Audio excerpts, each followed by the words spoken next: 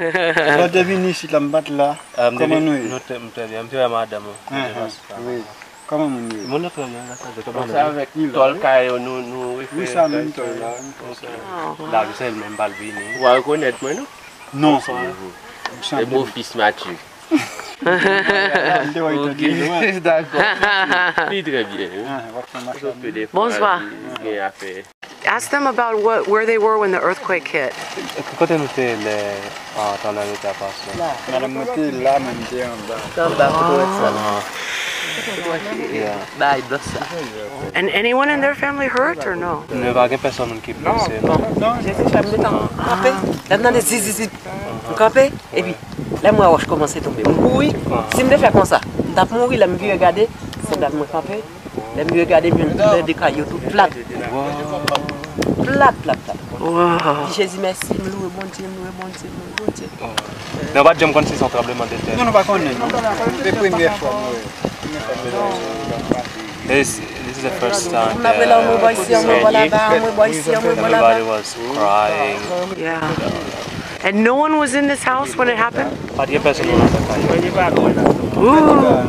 Merci à Dieu. Oui.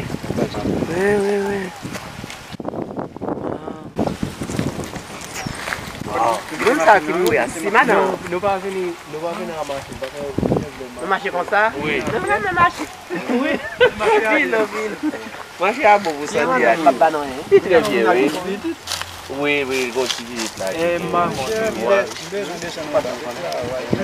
At the time of the big earthquake in Haiti on January 12, 2010, I was married to a Haitian man named Andre. He had already moved to the United States with me, but we were traveling in Mexico when we got the news.